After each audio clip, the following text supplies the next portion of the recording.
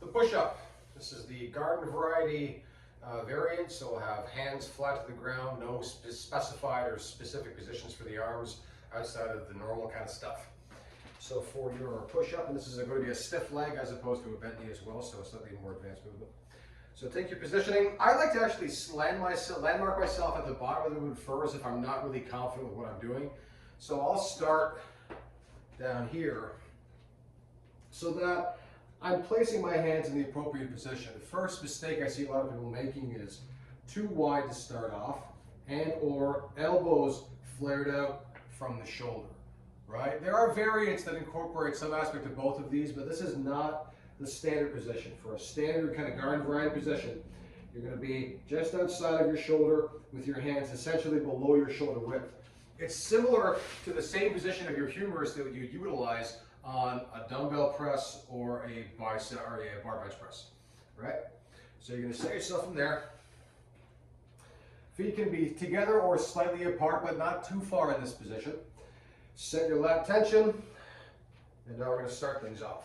So from here, once you're in position, think about rolling your elbows kind of down toward your hip, right? So imagine that your hand is the end of a drill, and you're going to drill your hand into the ground. Same thing we do with the legs on a squat. So by setting that slightly externally rotated position, we're engaging tension through the lats, tension through the rhomboid, a few different muscle fibers, medial trapezius get involved, and that's all working to support your humeral positioning. So I'm in position. I'm going to set that tension, and now I'm going to come down with control, not allowing my elbows to flare out, and exhale coming back up. Inhale down, and again, just like so. We don't want to have the elbows flaring out as we go. We want to keep that nice 60-degree-ish angle, humeral line. Same thing looking at it from the side. Taking my position, inhaling down.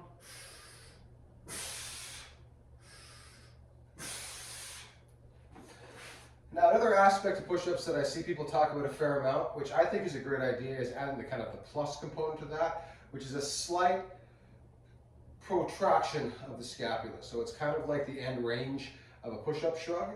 So in that context, you're not losing your lat tension. As you come down, come up, and then just push into a slight protraction. Just like so. There should be no pain as always. Keep your core tight.